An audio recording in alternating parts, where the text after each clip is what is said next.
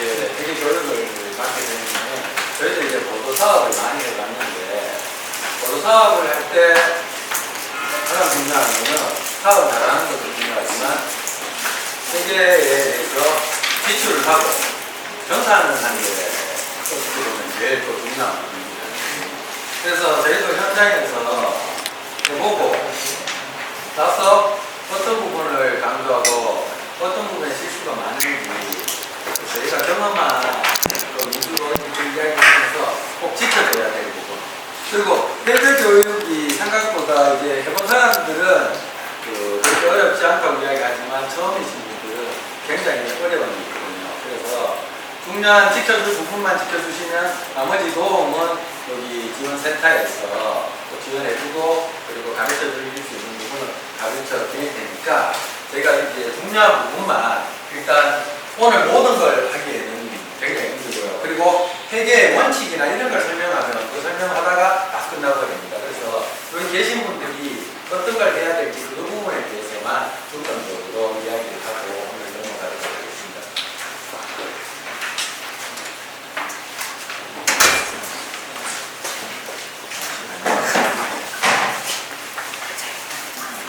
이제 중대한 공모사업 보조금 관리 및 집행 기준입니다. 그래서 지방보조금이 어떻게 운영되느냐 이거는 여기 계신 분들이 전혀 알 필요가 없습니다.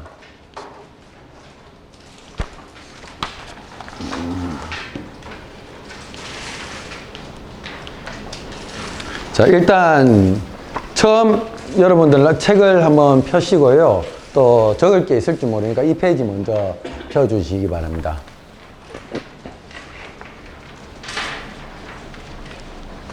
일단 예산을 세우고요. 사업 계획을 하게 되면 이게 원래 계획대로 다 되지가 않습니다. 그러면 어떤 경우가 생기냐면 변경을 해야 됩니다. 변경을. 그럼 변경해야 되는 부분 저기 나와 있죠. 사업비 30% 이내에서 사업을 변경하자고 하면 회원 50% 이상의 이제 승인이 필요합니다. 그리고 사업의 잔여 기간, 남은 기간이 1개월 이상 남아 있어야 됩니다. 그래서 기존에 사업 계획을 세웠더라도 그리고 돈을 어떻게 집행할 거라고 이렇게 계획을 세웠더라도 그게 나중에 실행 단계에 들어가면 분명히 뭔가 시행착오가 있거든요. 그러면 변경을 할 수는 있습니다. 근데 변경 기준이 이 두 가지가 있다는 것은 여러분들께서 이제 알고 가셔야 됩니다. 그리고 오른쪽 밑에 보면 보조사업자는 이행보증보험에 가입을 원칙으로 합니다. 요 도시재생 이것도 보증보험 받죠, 주무관님? 어떤 데는 받는 데도 있고 안 받는 데도 있어가지고 뭐 이 정도 금액은 안 받. 그러면 이 부분은 그 보증보험 안 하는 걸로 해서 그러면 일단 넘어가도록 하겠습니다. 내용이 많기 때문에요. 중요한 부분만 제가 찍고 넘어가겠습니다. 두 번째입니다. 통장 인출 및 보조금의 지출인데요. 여러분들은 보조금을 받으려면 단체나 개인 이름으로 된 통장을 마련하셔야 됩니다. 근데 지금 기존에 갖고 있는 통장이 있으시면 그거를 제로로 일단 만드셔야 됩니다. 제로로. 만드시고 그 금액이 뒤따라 가지고 제로 만들더라도 찍혀 나와버리면 그렇지 않습니까? 그죠? 나중에 복사해서 내야 되는데 앞에 뭐 100만 원인데 100만 원을 출금했어요. 그래서 나중에 복사해서 했는데 앞에 개인 정보가 이렇게 나오잖아요. 그래서 제로를 만들고 통장을 새로 개설해 두려고 하십시오. 영원으로 만들었는 걸. 새로 개설을 딱 하시고 깨끗하게 해서 새로 개설을 하시고 안 그러면 통장을 그냥 하나 더 만드셔도 됩니다. 만들기 귀찮으신 분들은 기존의 걸 제로로 만드시고요. 그리고 통장을 새 걸로 바꿔두려고 그러면 새 통장처럼 시작하죠. 영원으로. 그러면 새 통장처럼 시작을 딱 하는데 먼저 뭘 해야 되냐면 자부담이 있습니다. 자부담. 자부담을 통장을 넣습니다. 통장에 자부담을 입금시킵니다. 그래서 보조금을 신청할 때 내가 이 자부담 했는 이 사본을 뭡니까? 신청서에 같이 넣어야 됩니다. 그래서 가장 기본 먼저는 뭡니까? 통장을 만들고 제로를 시키고 깨끗하게 새 통장을 만들고 제로를 시키고 그리고 자부담을 넣는 겁니다. 그리고 자부담을 만든 이 통장은 체크카드를 꼭 만드십시오. 그러면 여러분들은 이제 서류들이 굉장히 줄어듭니다. 뒤쪽에 이 집행을 할 때 증빙 서류나 이 부분은 따로 나와 있기 때문에요. 자세하게 나와 있기 때문에 이 밑에 부분은 넘어가도록 하겠습니다. 그리고 밑에, 제일 밑에 보면 사업계획서에 자부담 사업비 기재한 내용은 반드시 사용해야 된다고 나옵니다. 그러니까 여러분들이 만약에 500만 원을 보조를 신청하고요. 50만 원을 여러분 자비로 신청하잖아요. 그러면 내 자부담을 어디에 사용했다고 사업계획에 넣습니다. 그러면 다른 프로그램이나 이런 거에 사용을 하시지 마시고요. 식비나 이런 거는 보조금으로 원칙적으로 잘 사용을 하지 말라고 이야기를 하고 있습니다. 그래서 여러분들의 일을 이렇게 같이 하시다가 보면 식비나 이런 부분이 들잖아요. 그죠? 운영비 부분이. 거기에 자부담을 다 잡아 놓으십시오. 그래서 나중에 자부담은 뭐 프로그램비로 잡아넣었다가 한꺼번에 다 털어섰어요. 근데 식비나 이런 부분에서는 그냥 모여서 하다가 식비로 쓰려고 하니까 이런 부분은 보조금으로, 저희도 보조금으로 사용을 할 때 잡지 말라고 하거든요. 웬만하면. 그러면 뭡니까? 자부담 비용으로 사용을 하라 그러니까요. 아예 자부담 비용으로 운영비 쪽에 뭐 식비나 다가비로 딱 잡아 놓으십시오. 그래서 그 부분에 식비나 이 부분 뭐 마지막에 뭐 2만 얼마 남으면 딱 영수증 맞춰가지고 체크카드로 꺼버리면 뒷자리 다 맞출 수 있으니까요. 그래서 자부담은 어떤 사업비에 쓴다고 딱 명시를 하고 그 사업비에 다 써야 되는 걸 원칙으로 하고 있습니다. 자, 그 다음 넘어가겠습니다.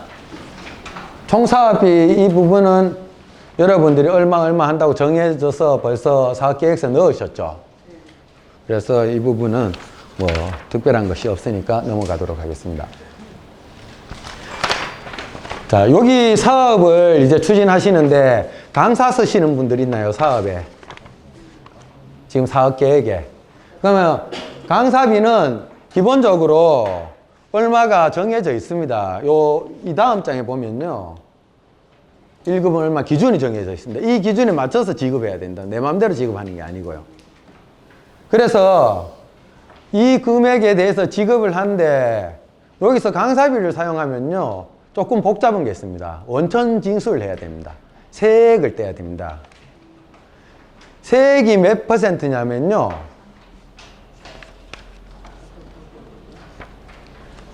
일반 근로 소득세 8%.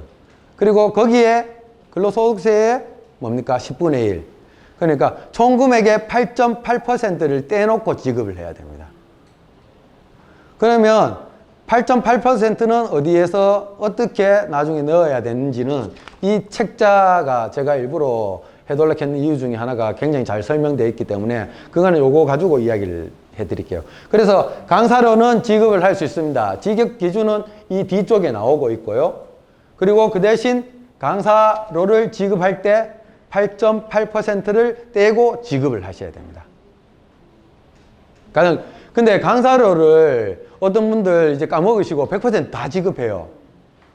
그럼 이거 돌려받기도 힘들고요. 굉장히 곤란하니까 뒤에 원천 징수나 이런 부분은 좀 늦게 해도 별 상관은 없습니다. 어차피 그 달 안에 이렇게 이달 지급하면 그 다음 달 10일까지 이렇게 하면 되기 때문에 문제가 없는데 강사비를 그냥 그대로 다 지급했다가는 문제가 생기거든요. 그래서 8.8%는 떼놓고 지급한다고 꼭 생각을 하고 계셔야 됩니다.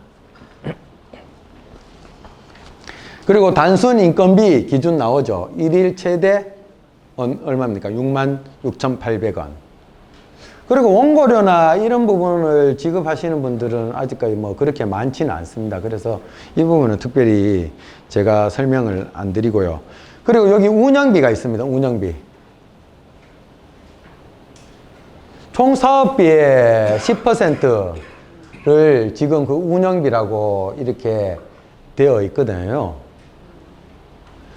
그래서 이 보조금이나 이런 지출을 할 때 회계는요, 간 항목이라고 이제 앞에 큰 제목이 있습니다.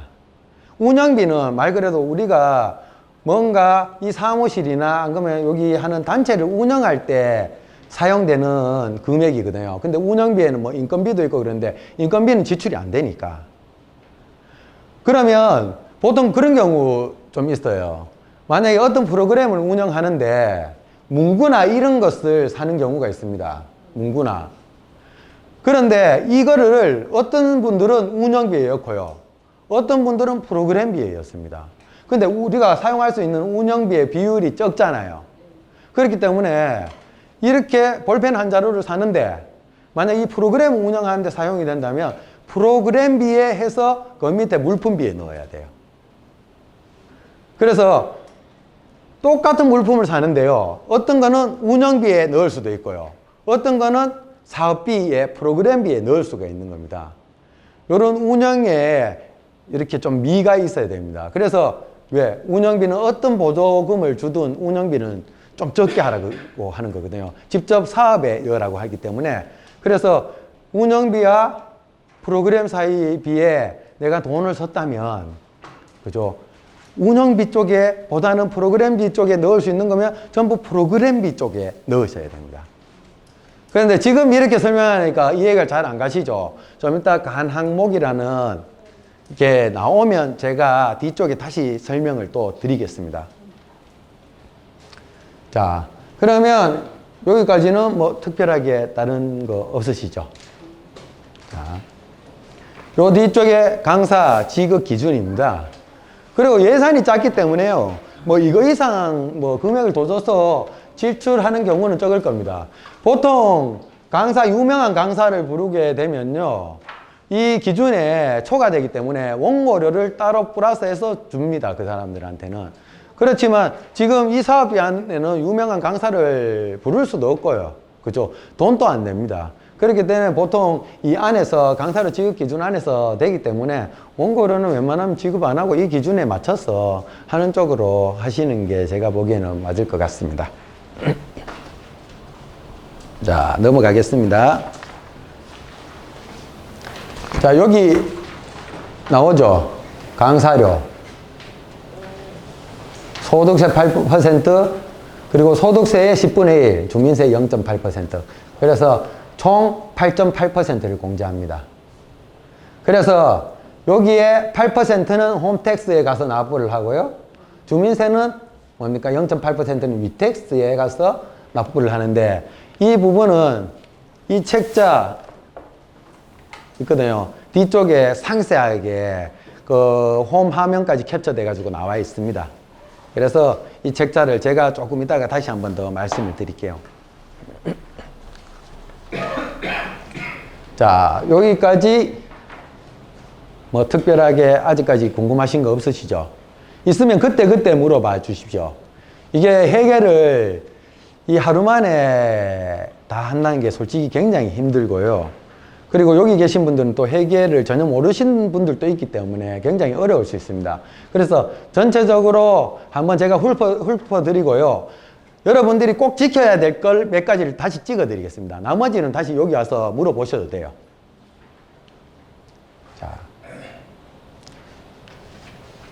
물품 공사계약 200만 원 이상 할 때는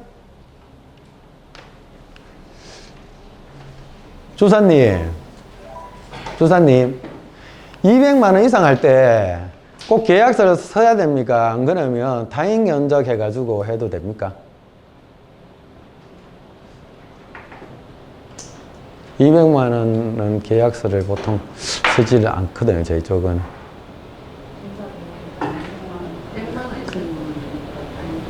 그러니까 타인 견적은 이렇게 들어가는 건 맞는데 공사 계약, 물품 계약을 쓰는지.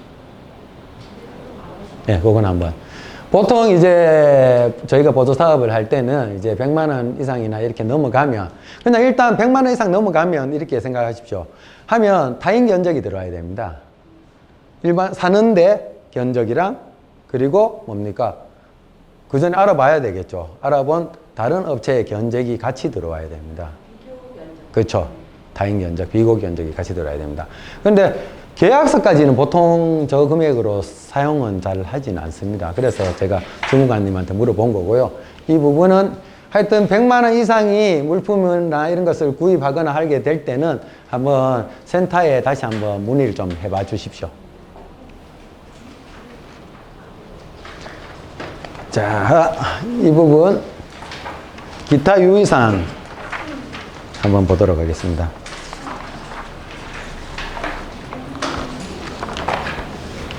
여기 보면 이제 각종 수수료 공과금은 보조금으로 집행할 수 없다고 돼 있죠. 자부담으로 합니다. 그래서 아까 전에 예산을 잡아 놓을 때 뭡니까? 식사나 뭐 어차피 공과금이나 이거는 여기서 낼 일이 없거든요. 공과금은 또 내서는 안 되는 거고 이 사업비로는 보통 나가는 건 식대입니다. 식대. 그렇죠? 식대나 뭐 교통비 이런 거 정도 될 건데 식대는 이것을 전부 뭡니까? 보조금이라 아닌 자부담 여러분들이 하는 그것에서 쓴다고 뭡니까? 계획서를 잡을 때 정해놔 버리십시오. 그리고 일회성 소모품을 살 때는 그냥 보통 사도 되는데요. 사업을 하면서 자산 취득비 있지 않습니까? 만약에 뭐 프린터기를 산다든지 뭐 의자를 사야 된다든지 이런 경우가 분명히 발생할 수 있습니다. 꼭 필요하다, 나는 없다. 이 경우는요, 사전에 도시재생센터와 한번 협의를 좀 해보셔야 됩니다. 저희도 이제 다른 데에 이제 자산 취득을 할 경우가 있습니다. 보조를 받아가지고 사회복지 협의회나 이럴 때. 그런데 그때 묻습니다. 이 자산 취득을 할 때 이 사업하고 뭡니까? 잘 맞는 부분, 꼭 있어야 되겠다는 부분은 거기서 허락을 해줘요. 자산 취득을 해라. 근데 이거는 별 필요도 없는데 사서 자산 취득하면 어차피 물건이 남는 거잖아요. 그렇기 때문에 못하게 하는 경우도 있거든요. 그래서 자산 취득, 말 그대로 물건을 사서 일회성이 아니고 나중에 사업이 끝나고도 남을 수 있는 물품을 구매할 때는 도시재생센터와 꼭 협의를 하셔야 됩니다.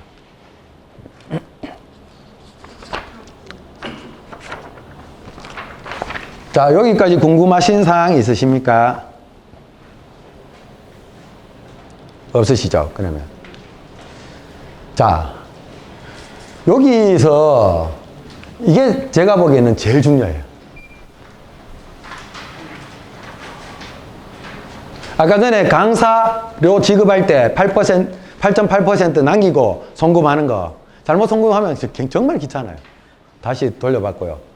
그리고 그 다음 영수증 챙겨 놓으면요. 서류는 천천히 해도 됩니다. 영수증 챙겨 놓으면. 보조금에 통장에 돈을 넣고요. 돈을 따로 찾는 건 절대 안 됩니다. 현금으로 찾는 거는. 딱 두 가지 방법이 있습니다. 계좌 이체. 근데 계좌 이체를 할 때 사업자 대표자 아닌데 이체하는 경우 있어요. 보통 이제 계좌번호를 주면요. 사업자 대표자 계좌번호를 줄 수도 있고요. 거기 옆에 같이 하는 부인 계좌번호를 주는 경우도 있고 장사하는 분들이 그렇습니다. 그렇기 때문에 계좌 이체를 할 때는 누구 이름으로 계좌 이체를 해요? 대표자 이름으로. 사업자 등록증이 나온 대표자 이름의 계좌번호로 이체를 해야 됩니다. 근데 가장 간단한 방법은 뭡니까? 카드 결제입니다. 카드 결제는요. 카드 결제하면 그냥 영수증 나오죠. 그죠? 그리고 견적서 한 장만 끌어놓으려고 하면 됩니다. 견적서. 안 그러면 그 카드 영수증 안에요. 물품을 구매했는 경우 내역이 나오잖아요. 그럼 이거 견적서 필요 없어요. 그런데 돈 단위가 굉장히 커져요. 카드를 끊는데. 그죠? 그러면 견적서는 필요합니다. 그리고 어떤 물품이나 이걸 구매하면요. 사진을 찍어 놔야 되는데 일반적으로 수영비만 수수료 이렇게 해가지고 뭐 볼펜이나 이런 거 사는 거 있잖아요. 이런 거 정도는 특별하게 사진은 필요 없습니다. 그런데 아까처럼 자산 취득이나 이런 부분이 있을 때는 무조건 뭡니까? 사진이 들어가야 됩니다. 그래서 영수증 안에 물품 내역이 있는 거는 뭐라고요? 견적서나 거래명세서가 필요 없습니다. 그런데 그 슈퍼마켓 말고 일반적으로 가면 그냥 전표만 나오잖아요. 금액만. 그럴 때는 뭡니까? 어떤 물건을 샀는지 모르죠. 그러면 거래명세서를 하나 돌라고 하면 됩니다. 어떤 걸 거래했다고. 그리고 사진. 뭐 사진 언제 찍어야 되고 뭐 어떤 물건 찍어야 되는지 모르면 그냥 한 장씩 다 찍어 놓으세요. 편하게. 그냥. 나중에 사용해버리고요. 사진 없다고 이렇게 곤란한 경우 간혹 생깁니다. 그렇기 때문에 어떤 거 찍어야 되는지 어떤 거 모르겠다. 그냥 다 찍고 그냥 다 첨부했어요. 그거 했다고 뭘 할 사람들은 절대 없습니다. 자, 그 다음 이제 계좌 이체입니다. 일단 이체 영수증이 있어야 되겠죠. 홈뱅킹으로 인터넷으로 하는 경우 있죠. 그러면 계좌 이체 확인서 있지 않습니까? 인터넷으로 바로 출력이 되거든요. 그걸 이제 영수증으로 하면 되고요. 그 다음 이제 견적서가 나옵니다. 거래명세서나. 그 사진도 있어야 되고요. 그럼 이제는 모든 거에 세금계산서가 무조건 붙여야 됩니다. 세금계산서. 그리고 이 사람이 세금계산서 낸 사람이 맞는지 사업자 등록증도 있어야 되고요. 그리고 통장 계좌 이체한 통장이 맞는지 통장 사본까지 이 세 가지가 더 들어갑니다. 그렇기 때문에 웬만하면 뭐라고요? 카드 결제해 버리십시오. 카드 결제.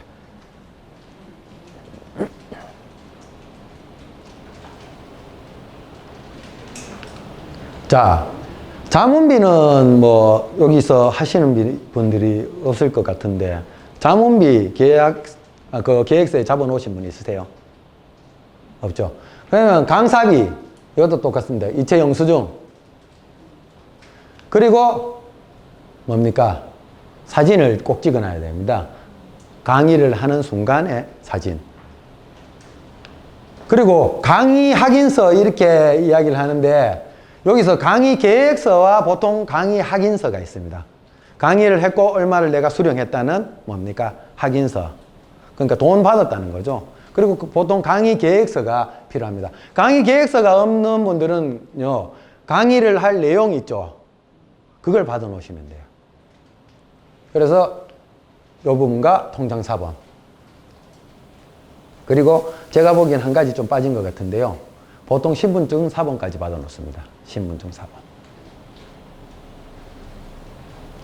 자, 이체 영수증, 신분증 사본, 사진.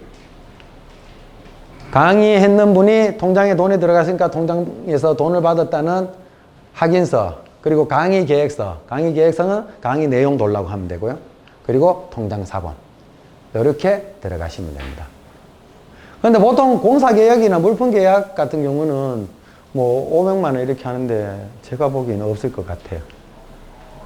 보통 이건 돈 단위가 좀 커야지 이렇게 하지 뭐 100만 원 단위는 안 하는데 그건 일단 한번 확인해 주신다고 했으니까요.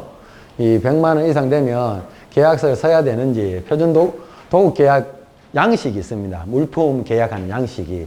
만약에 이게 필요하다면 이거는 여기 센터에서 기본 양식을 저희가 마련해 놔 드릴게요. 그러면 거기에 내용만 추가하면 되니까요. 그리고 이 계약서가 필요 없다면 뭡니까? 뭐 안 하시면 되는 거기 때문에. 여기서 제일 중요한 겁니다, 요거.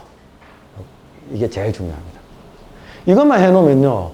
다른 건 그냥 여기 와서 도와달라고 하고 여기서 와서 같이 작업하시면 돼요.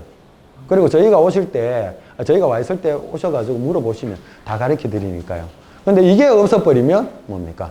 절대 안 됩니다. 물품 했는 사진도 잘 안 되고요. 그죠? 자, 방금 제가 이야기한 것 중에 제일 중요한 이야기를 했거든요. 이 부분에 대해서 궁금하신 사항이 있습니까? 이것만 해오시면요, 센터에서 많이 도움을 드릴 겁니다. 이것만 기본 자료만 만들어 오면. 그러니까 젊은 분들은 또 대부분 다 하실 수 있을 것 같고요. 있으세요? 궁금하신 사항? 없으시죠? 그럼 넘어가겠습니다. 이거는 Q&A는 다 넘어가고요. 이것도 넘어가겠습니다.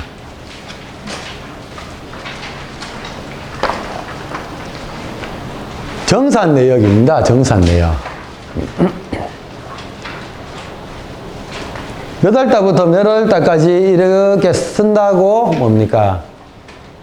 보통 계획을 잡아놓고요. 그리고 나중에 정산을 해야 됩니다. 그러면 세부사업. 만약에 나는 뭐 꽃 나눠주기 사업과 뭐 주변 환경 정리 뭐 두 가지 사업을 한다. 그죠? 소규모 사업이, 세부 사업이 두 가지가 있어요. 보통 사업 내용에서 뭐 한 가지만 있는 분들도 있고 뭐 두 가지 있는 분들도 있고 이럴 겁니다. 그냥 뭐 예를 들었습니다. 뭐 하단 가꾸기, 뭐 그리고 뭐 주변에 뭐 정비, 주변 정비 뭐 하단 가꾸기 예를 들어서 두 개라. 그러면 하단 가꾸기를 하잖아요, 그죠? 그러면 소규모 세부 사업 이름입니다. 하단 가꾸기를 적고 그 다음 섰는 거는 주변 정비를 두 번째 섰어요. 그러면 하단 가꾸기 하고 다 해버리면 뭔가 이상하잖아요. 하단 가꾸기를 하려면 인력도 필요할 거고요. 그죠? 뭐 모종도 사야 될 거고요. 뭐 화분도 사야 돼요. 그러면 여기에 들어가죠. 뭐 하단 가꾸기, 물품 구입. 그리고 뭡니까? 세부 내역을 합니다. 물품 구입을 했는데 어떤 물품을 구입했다는 게 나와야 되겠죠. 그죠? 그리고 무슨 뭐 교육 사업을 했다. 그러면 교육 사업을 했으면 다가도 준비해야 될 거고요. 그죠? 그러면 무슨 교육 사업.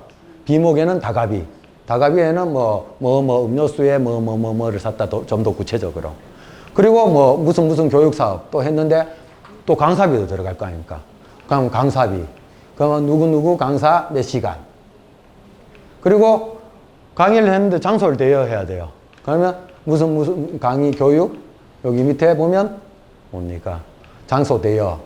그러면 뭐 문화회관이면 문화회관, 어디면 어디, 대여비 몇 시간. 그러면 뭡니까? 지원금 얼마 하면 나누기 하면 비율이 나오죠. 내가 몇 퍼센트 썼는지. 그죠? 그 비율을 적으시면 됩니다. 이 부분은 나중에 한 번 더 교육을 분명히 또 해야 될 겁니다. 그래서 이런 게 있다고 생각하시고요. 이것까지 뭐 다 알고 가시면 좋겠지만요. 꼭 다 알아야 된다고 생각하지 마십시오. 이것까지 하면 너무 복잡하니까 이건 정산할 부분에 대해서 나중에 한 번 더 교육을 하고 또 도움을 드릴 거니까요. 자, 이 부분 아까 전에 제가 그 총괄 집행 내역이라고 했는데요. 예산액. 자, 우리가 사업 계획을 쓸 때 예산만을 씁니다. 이 부분만을. 그죠? 그리고 집행액이 뭡니까? 내가 실질적으로 사업을 다 했는 집행입니다. 그러면 사업 예산액이나 집행액이 결국은 나중에 예산서를 하기 때문에요. 금액은 무조건 맞아야 됩니다. 지금 여기 틀리게 이렇게 돼 있는데요. 나중에 중간에 예산 변경을 해야 하기 때문에 무조건 여기 500이면 여기 500, 여기 100이면 100 이렇게 맞춘다고 생각하십시오. 그리고 만약에 틀릴 경우는 아까 전에 이야기했죠. 동의를 얻어서 변경을 하면 된다고. 그게 어떻게 보면 예산 변경이거든요. 그럼 예산 변경되어 있는 예산이 나오기 때문에 집행액과 동일하게 일치를 시킨다고 생각을 하시면 됩니다. 그래서 자부담 비용은 아까 전에 뭐죠? 여기 운영비에 넣으셔가지고요. 뭐 식대나 뭐 교통비나 보조금으로 사용하기 곤란한 부분에 사용을 한다고 아예 운영비 쪽으로 빼놓는다고 생각을 하십시오. 괜히 여기 뭡니까? 프로그램비에 뭐 안 그러면 강사 수당도 프로그램비 안에 들어가잖아요. 거기 넣어놨다가 50만 원 그냥 바로 다 지출해버렸어요. 근데 우리 배고파가지고 밥 먹으려고 하는데 보조금으로는 쓰지 마라 그래요. 그럼 어떻게 해요? 개인 돈으로 써야 되겠죠. 자, 이 부분 넘어가겠습니다. 이건 세부 집행 내용은 나중에 전체적으로 기록하는 부분인데요. 이 부분은 해보셔야지, 그 지출계획서나 이런 걸 만들어 보셔야지 또 알 수 있는 거기 때문에요. 지금 가르쳐 드리는 것보다는 나중에 어느 정도 사업이 진행되면서 정산을 할 때 다시 한 번 더 말씀을 드리겠습니다. 자, 여러분들이 아까 증빙 서류를 가지고 오셨잖아요. 그리고 요까지만 일단 만드시면 최고 좋아요. 요까지만. 우리가 돈을 지출했다는 거예요. 자, 여기 재원 구분이 있죠. 보조금으로 하면 지원금액 체크. 내가 아까 식대하고는 뭡니까? 자부담은 자부담. 그래서 여러분들이 500에 50, 보조금 500이고 뭡니까? 자부담 50이죠. 그러면 자부담이 50으로 끝나는지 잘 확인을 하셔야 돼요. 그 넘어가 버리면 안 되고요. 보조금도 이렇게 침범을 해버리면 안 돼요. 그래서 뭐 엑셀을 만들어라 이렇게 하는데 그렇게 하지 마시고요. 만약에 50만 원을 뭐 식대로 쓴다 이렇게 잡아놨으면 그러면 50만 원에 오늘 3만 원 썼어요. 그러면 기록해 놓으세요. 자부담. 쭉쭉쭉쭉 해 50만 원 다 돼 가잖아요. 그럼 마지막에 영원 단위 뭡니까? 딱 맞춰서 넘는 비용은 뭐 1,000원 정도 이렇게 본인이 내시고요. 몇천 원은. 그 금액 딱 맞춰서 결제를 해달라고 해가지고 50만 원 떨어버리십시오. 그런데 안 적어 놓고 나중에 자부담 얼마 했지 이게 엑셀 파일이나 이걸로 정리가 안 되면 찾기가 되게 힘들어요. 그러면 서류 또 다 뒤져야 됩니다. 그렇기 때문에 자부담 했을 때 어디 얼마, 어디 얼마. 여러분들은 항목이 많지 않아요. 굉장히 적습니다. 제가 봐도 한 6, 7개 항목 이상은 여러분들이 지출할 목이 없어요. 식대 있을 거고요. 만약에 무슨 사업을 한다. 사업비 안에 소규모로 한 3개 정도 나가는 게 있을 거고요. 그 외에는 제가 봐도 없어요. 그래서 예산을 이렇게 한 4군데, 5군데 결쳐가지고 딱 잡아 놓으면요. 거기서 얼마씩 쓰는 걸 옆에 적어 놓으십시오. 수기로. A4 용지나 이렇게 하나. 그러면 나중에 계산을 하기가 굉장히 쉽습니다. 그래서 간 항목이 여러분들은 항목이 정말 적기 때문에요.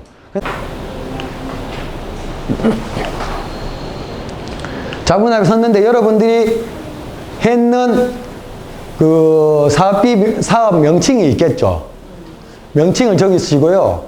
그리고 몇 월 며칠 내가 카드를 끄었어요. 카드 지출일, 카드 끊겼는 날짜. 그리고 4만 원을 썼어요. 여기 숫자로 4, 여기 금 4만 원. 그러면 지출 결의일 번호는요. 저는 보통 2019년 1월 1일이면요. 2019-0101-1로 해요, 보통. 저는 그렇게 합니다. 이게 뭐 특별하게 지출 번호는 그 뭐 어떤 규정이나 이런 게 이때까지 제가 해봤는데 없어요. 근데 하루에 2건을 썼어요. 2019-0101-2, -3, -4. 자, 여기에 첫 번째 식대를 썼어요. 오늘은 프로그램이 있었어요. 식대를 썼어요. 그럼 두 번째, 이 프로그램을 했는 강의비를 지출했어요. 두 번째. 세 번째, 강의를 준비하면서 다가비를 썼어요. 그러면 뭡니까? 여기에는 뭐죠? 식대. 그러면 여기 준비하는 모임, 아니면 자원봉사자들, 식대. 두 번째, 강의비. 그리고 저교회는 어떤 강사님 강의비 몇 시간. 그리고 마지막에는 다가비. 그러면 어떤 강의 다가비. 금액을 쫙 적으면 되죠. 그리고 우리가 그어놨는 카드 꺼면 거기 상호 다 나오죠. 상호 나오고 대표자 나옵니다. 그럼 여러분들은 2가지 방법만 사용할 수 있어요. 체크카드, 송금, 계좌이체. 그러면 체크카드, 계좌 송금, 체크카드. 대부분 그냥 체크카드를 해버립시오. 체크카드. 그리고 뭡니까? 전체적인 금액 합계가 나오게 됩니다. 그래서 하루에 썼는 거는 요것을 3군데, 3개를 한 군데 다 적어도 됩니다. 근데 증빙 서류는요, 지출 번호 있죠, 방금. 2019-0101-1 해가 얼마 적고 지출 내역 회계 만약 카드 전표 붙여버리고요. 그리고 뒤쪽에 뭡니까? 거래 명세서가 A4 용지랑 똑같으면 그대로 해버리고 작아요. 조그맣게 이렇게 나왔어요. 그러면 영수증 형태로 나온다는 거래 명세서 형태로 나오면 뒤쪽에 해가지고 보통 뒤쪽에 붙여버려도 됩니다.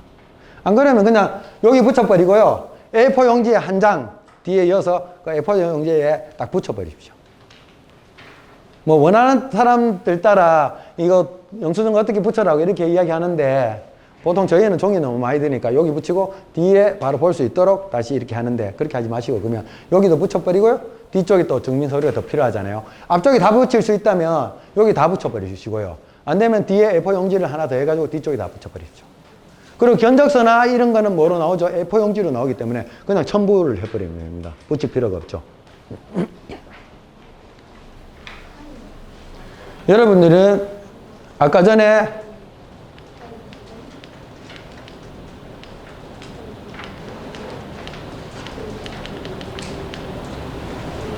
요거 한 번 더 보여드릴게요. 이게 오늘 강의의 중심이고요. 나머지 다 알러 가려고 하지 마십시오. 다시 한번 제가 중요하니까 이 부분, 증빙서류 부분, 그리고 여기에 빠진 거는 뭐라고요? 강사비 할 때 8.8% 떼는 거 기억하시면 되고요. 다른 건 한 번 더 교육한다고 생각하시고요.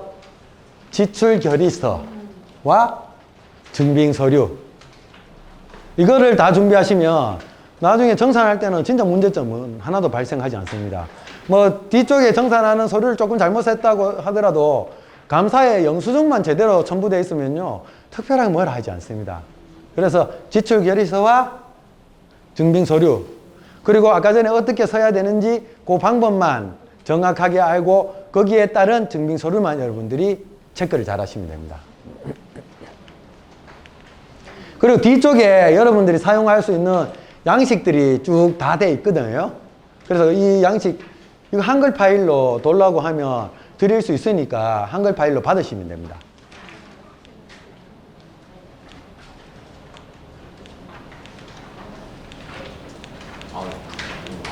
자, 일단 너무 해야 되는 부분이 많기 때문에 다 설명을 하면 너무 헷갈릴 것 같아서 오늘 꼭 집어드려야 될 거 부분에 대해서만 집어드렸는데요. 일단 이거는 여기까지 해서 마칠 건데 궁금하신 사항 여기서 예.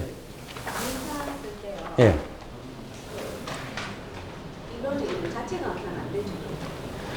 그 보통 그 안에서 강사를 쓰면 강사비를 지불 못하도록 되어 있습니다. 예. 그 구성원들 안에서 쓰면 강사비를 지불을 못하도록 이야기를. 예, 예, 그렇죠. 가채 강사는 그 안에 프로그램 안에 만약에 구성원 안에 들어가 있다면 안 된다고 생각하시면 돼요. 그렇죠.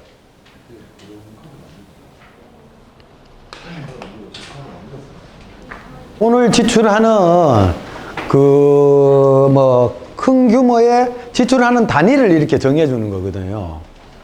그래서 뭐 이걸 정리를 해놔야지 여러분들이 뭡니까 돈을 지출할 때 쉽게 하는데 수입은 여러분들은 딱 두 가지밖에 없습니다. 자부담, 보조금. 큰 단위로 그냥 자부담 하나 적고요. 보조금 하나 딱 적으면 두 가지 개념이 끝나요. 다른 데서 들어올 돈은 한 개도 없습니다. 그래서 수입은 뭐 여기 보면 뭐 회원, 회비 이렇게 많죠. 그런 거 필요 없습니다. 그냥 뭡니까 큰 단위로 해가지고요. 항목, 세목 있는데 보조금, 보조금, 보조금. 그리고 두 번째는 뭡니까? 자부담, 자부담, 자부담. 간 항목 이름 다 똑같이 해가지고 두 가지만 딱 만들면 됩니다. 자, 지출을 할 때요. 보통 되게 많아요. 그런데 지출을 할 때 어차피 인건비는 여러분들이 지출을 안 하기 때문에요. 운영비 쪽에 지출을 보통 하는 부분이 한 두 가지 정도 있을 겁니다. 큰 단위를 운영비라 딱 적고요. 그 다음 뭡니까? 그 항목, 목이나 세목 같은 경우는 뭐 꼭 이걸 따를 필요는 없습니다. 그래서 운영비를 딱 적고 그 다음 보통 식대를 많이 쓰겠죠. 식대. 그죠? 그러면 복리후생비에 들어가도 되고요. 안 그러면 그냥 운영비 밑에 식대라고 적어버리셔도 됩니다. 바로. 이거는 꼭 이걸 지킬 필요는 없습니다. 운영비 안에 식대가 들어가기 때문에 뭐 저희 시설 같은 경우는 직원들 밥 사주는 게 어떻게 보면 복리후생비고 여기서도 어떻게 보면 복리후생이에요. 자원봉사자들 하기 때문에. 그렇게 복리후생비 안에 식대라고 딱 적어도 되고요. 안 그러면 그냥 운영비 안에 바로 밑에 그냥 식대라고 적으시면 됩니다. 그러면 운영비 안에 그냥 이거 다 무시해버리고요. 그냥 운영비 밑에 식대. 그리고 교통비 만약에 있을 수 있죠. 그냥 운영비 밑에 교통비. 그리고 딱 하나 여러분들이 더 할 게 뭐가 있냐면 운영비 밑에 수영비 및 수수료를 사용할 겁니다. 사무용품. 근데 저기에 사무용품이라고 이렇게 쭉 돼 있는데 수영비 및 수수료라고 하면 잡다한 자질구레한 거 다 살 수 있거든요. 그래서 요 세 가지만 운영비 밑에 딱 하면 여러분들은 더 이상 적으실 게 없을 것 같아요. 그럼 운영비 밑에 세 가지입니다. 식대, 수영비 및 수수료. 예, 그러면 조그만 잡다한 거 다 살 수 있어요. 예, 수수료. 예.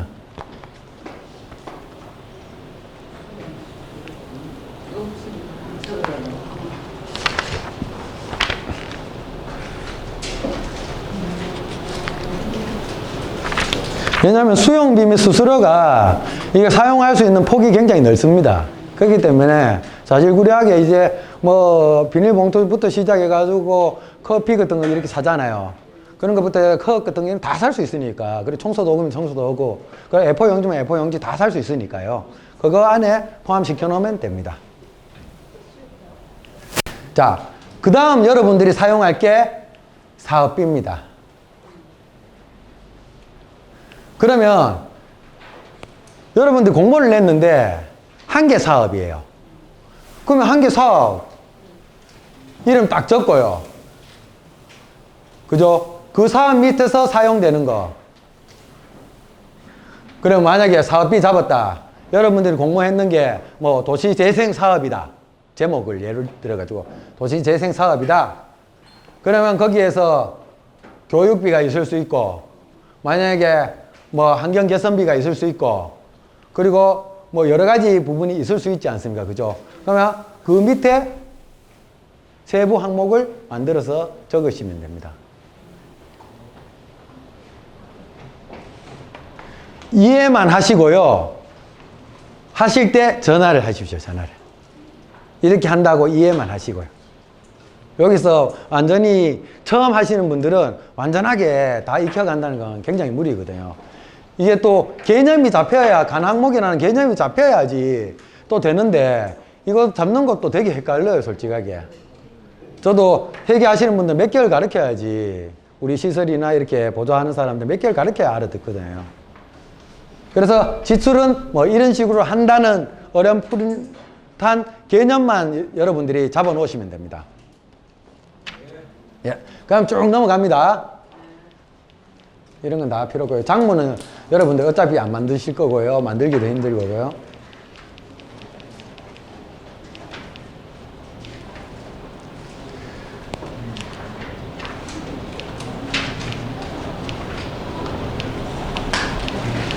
아까 전에 지출 결의는 저희가 이야기를 했습니다.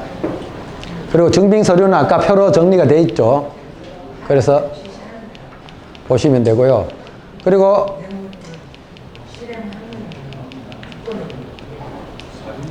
자, 마지막에 아까 전에 강사비 하시는 분들은 봐야 돼요. 강사비 지출하시는 분. 이거 되게 어려워요. 저도 지출해봤는데 처음에 할 때 정말 헷갈렸거든요. 그래서 세금을 뗍니다. 8.8%.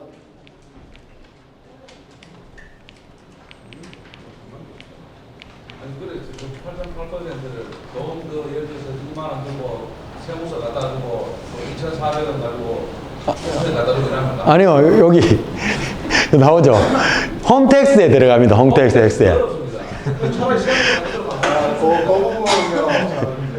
지금 이제 지자체마다 조금씩 차이가 있어요. 예를 들면 대구 같은 경우는 그 원천 징수를 강사료의 경우에 20만 원 이하의 경우에는 안 합니다. 그리고 지금 우리 이 계획서 안에는 뭐 12만 5천 원 이하 이렇게 돼 있는데, 그거는 지금 의선군에 지금 군의 주무관이 계시기 때문에 어디까지인지 명확하게 확인을 해서 오고요. 강사료를 원천 징수를 떼고 하면 대단히 복잡해지기 때문에 강사를 한 번 부를 걸 두 번 부르든지, 아니면 실제로는 여기에 특급부터 시작해서 1급 강사를 부르시기에는 좀 힘드시잖아요. 그러니까 뭐 특급 강사, 1급 강사 같은 경우 무조건 시간에 25만 원 이상이기 때문에 원전 징수를 해야 돼요. 그런데 2, 3급 강사의 경우에 시간당 뭐 7만 5천 원 이런 식이기 때문에 거기에 맞추어서 지출하시면 지금 저거를 어떻게 해야 될까라는 생각을 안 하시기 좋고 군에서 정확하게 얼마 이하는 원전 징수를 안 해도 된다라는 사인을 명확하게 올 거고요. 그게 오면 이제 이 부분을 해결하겠습니다. 제가 이제 사업계획서를 다 봤기 때문에 그 사업계획서에 뭐 1급 강사나 뭐 우리 센터장님을 모시거나 이런 일은 없기 때문에 그 부분은 좀 고민을 좀 떨어놓으시고 왜냐하면 제가 이걸 하시면서 야 이거 안 하고 싶다 이런 생각을 자꾸 하실 것 같거든요.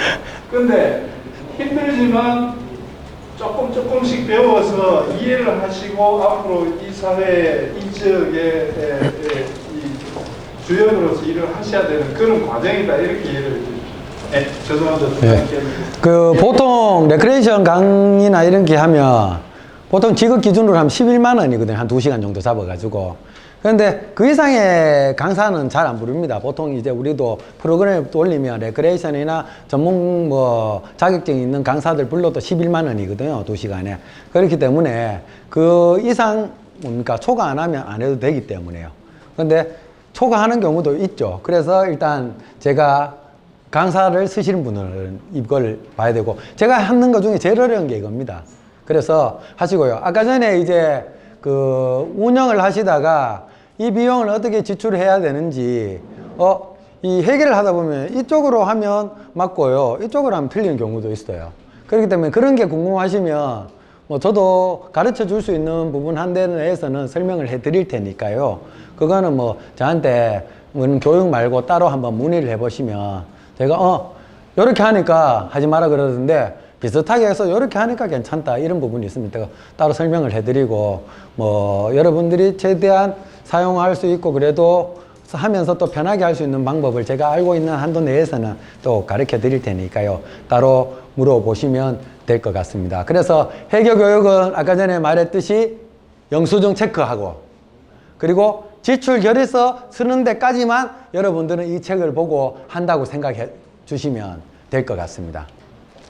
자, 여기까지 일단 뭡니까? 회계 교육은 마무리하고요. 보조금 신청하는 서류 보면서 어차피 신청을 해야 되거든요. 그러면서 사업계획하고 거의 비슷합니다. 하면서 제가 마지막으로 그 보조금 신청 부분에 대해서 간단하게 설명드리고 마치도록 하겠습니다. 사업의 목적 같은 경우는 사업계획서에 다 들어가 있으시죠. 그냥 이 양식 보고 이거는 여러분들이 하지 않고요. 두 번째 장부터 합니다. 단체명, 그리고 소재지 전화번호, 대표자, 생년월일, 휴대폰, 사업명 다 있으실 거고요. 사업 목적 그 분명히 뭡니까 계획서 쓸 때 분명히 있었을 겁니다. 그리고 사업 내용 간단하게 요약한 거. 그리고 수행기간, 수행기간은 뭡니까 웬만하면 좀 길게 잡으십시오. 여유 있게 잡으시고요. 그리고 특정한 장소가 있으면 특정한 장소를 적으시면 되고요. 안 그러면 뭐 몇 군데에서 하면 뭐 왜 몇 군데 이렇게 하고. 그리고 총 사업비는 뭡니까 보조사업, 자부담, 합친 사업비가 총 사업비입니다. 자, 여기까지는 뭐 특별한 거 없으시죠? 그 두 번째 사업계획서입니다. 여기서 신청서를 낼 때 대부분 이거 다 가지고 계실 거예요. 그냥 저희도 보조사업 신청할 때 기존의 사업계획서를 만들었는 거를 컨트롤 C, 컨트롤 V에 갖다 붙입니다. 다. 이 양식에. 근데 글자체가 너무 틀려요. 그러면 메모장에 넣었다가 컴퓨터에 보면 메모장이라고 있습니다. 그거 넣었다가 그걸 다시 복사해 오면요. 여기 양식에 맞는 글자체로 변합니다. 그럼 좀 깔끔하죠. 뭐 근데 글자체가 이상하다고 뭘 할 사람은 아무도 없는데 왠지 너무 뭐 글자 어떤 데는 이만큼 크고 작고 하면 그러니까 글자체를 동일하게 하고 싶다. 그러면 내 사업계획서에 있는 것을 컴퓨터에 메모장 열면요. 메모장에 넣었다가 다시 복사해서 여기 갖다 붙여버리면 됩니다.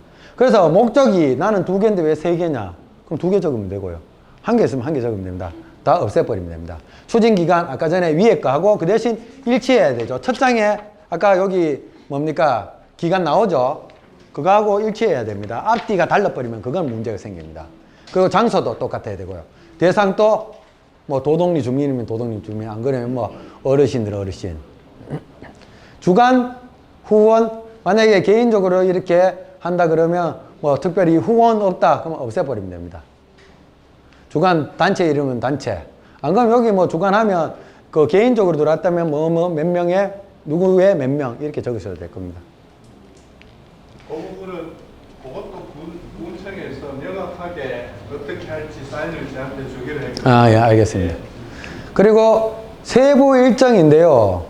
월별로 보통 적습니다. 월별로. 1월달, 만약에 지금부터 시작한다면 6월달부터 한다면 올해 끝나는 거죠, 이게. 6, 7, 8, 9, 10, 11, 12. 7개월.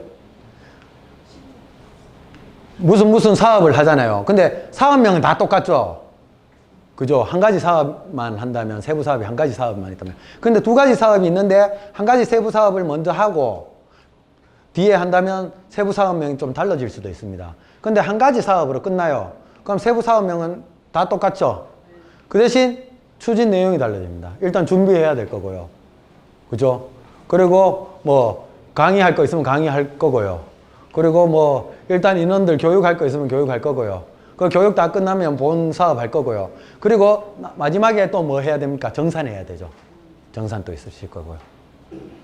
그렇게 해서 추진 내역을 12개월에 따라가지고 쭉 적어 버리시면 됩니다.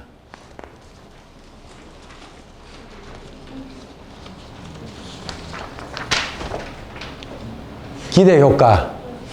내가 이렇게 함으로써 도독리 도시재생 사업이 크게 발전할 것이다. 이렇게 적으시면 되겠죠. 그죠? 그 다음 이제 월별. 아까 전에 월별 사업이 있었잖아요. 그러면 그 사업에 드는 뭡니까? 사업비가 나와야 됩니다.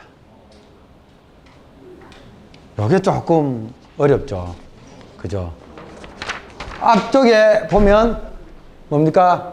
추진계획이 나옵니다. 그런데 추진계획 중에 준비하고 하는 거는 뭐 식대만 들어갈 수 있어요. 그죠? 근데 무슨 어떤 사업을 한다면 본격적인 사업이 들어가겠죠. 그거와 비슷하게 뭡니까? 예산이 집행돼야 됩니다.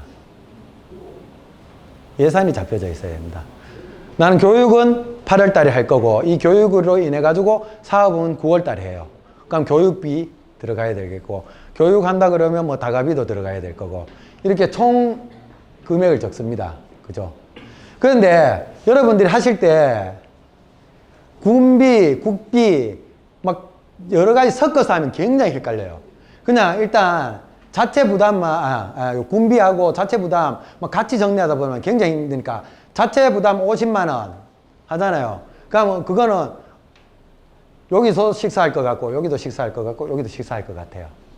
그러면 쪼개가지고 뭐 15, 15, 20 딱 연합하면 끝나죠. 그럼 자체 끝납니다. 나머지 이제 500만 원을 받는다.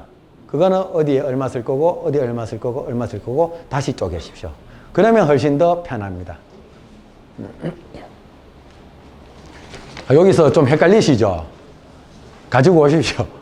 가지고 오시면 저희가 해드리고 많이 도와드릴 거고요. 아까 전에 여러분들이 하셔야 될 거는 영수증 챙기는 거. 그거. 분명히 말씀드리겠습니다. 저희가 다 아니고요. 박지원 코디님이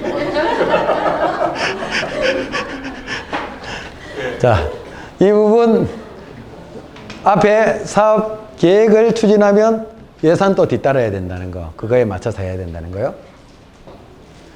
자, 그 다음 단체가 있습니다. 그런데 개인은 이거 소개 안 해도 되지 않습니까? 주무관님. 개인은 이거 필요 없잖아요. 그죠? 개인은 안 쓰셔도 되고요. 단체는 이걸 써야 됩니다. 뭐 예산 없다. 없으면 영원 적으시면 됩니다. 그냥 없는 건 다 비워놓아 버리시면 됩니다. 직원 없으면 직원 없애버리고요. 회원만 있으면 회원수 적으시면 되고요. 주요 사업 했는 거 없어요. 없으면 되고요. 근데 보통 단체는 정관이나 해칭은 있죠. 그거 복사해가 뒤에 붙이시면 됩니다. 그리고 개인은 전혀 이걸 하실 필요가 없습니다. 보조사업자. 여기에 개인 같은 경우는 주무관님 주민등록번호 넣으면 되나요? 그죠? 대표자하고 단체명은 아까 전에 말했듯이 누구누구의 몇 명 하든지 이렇게 정확하게 이야기를 군에서 이야기해 줄 겁니다. 그러면 그 중에 대표되는 대표분을 하시고요. 주민등록번호, 그리고 주소지, 전화번호 넣으면 됩니다. 그리고 보조사업명, 아까 전에 있죠? 계속 했죠? 그럼 보조사업명 적고요. 보조금 적고, 자부담 적고, 그거 학계 적고, 사업기간 앞에 까고 똑같이 하시면 됩니다. 그리고 뭐 지방보조사업 수행 현황 없으면 하나도 안 적으시면 됩니다. 근데 지방보조사업 했던 분들은요, 이거 가지고 계세요. 이 양식 다 가지고 계십니다. 그러면 그거 가지고 그대로 적으시면 되고요. 그런 거 없으시면 그냥 비하나 보면 되거든요. 요거는 뭡니까? 내가 하겠다. 단체, 아니면 그냥, 단체가 아니면요, 지방보조금 관리 책임자, 몇 분이시면, 몇 분이 나눠가지고, 뭡니까? 책임자, 보조금 실무 책임자, 이렇게 하시고 서명을 하시면 됩니다. 보통 근데 몇 분? 개인의 경우에, 예. 그냥 대표 주민이 계시면 대표 주민 쓰시고요. 여기에 책임관리자 대표 주민 쓰시고 회계 책임자도 선임이 돼 있으시잖아요. 그러니까 실무 책임자는 회계 책임자 서명 쓰시면 됩니다. 이건 저희들이 하는 게 아니거든요. 이거는 예, 소관부서에서 하는데. 자, 여기까지 보조금 신청 양식 부분에 대해서 궁금하신 분들. 마지막에 저거 아시면 안 됩니까? 아, 이거요? 아, 안 되죠. 이거 안 쓰시면 인주관님이 혼날 거죠. 네. 그래서 가시면요, 일단 통장, 가지고 있는 통장 정리하시든지 새로 발급하시고요. 하면서 체크카드 꼭 발급해 놓으십시오. 그리고 체크카드 끄시고 사진만 딱 찍어 놓으면, 그리고 뭡니까? 체크카드 안에 내용 넣으면 거래명세서 필요 없고요. 안 넣으면 거래명세서. 이것만 다 챙기시면 다른 부분에 대해서는 특별한 문제는 안 생깁니다. 뒤에서 저희가 보조해 드릴 수 있으니까요. 자, 궁금하신 사항 있습니까? 예, 연락 주십시오. 예, 그러면 이걸로 저는 마체코들이 오늘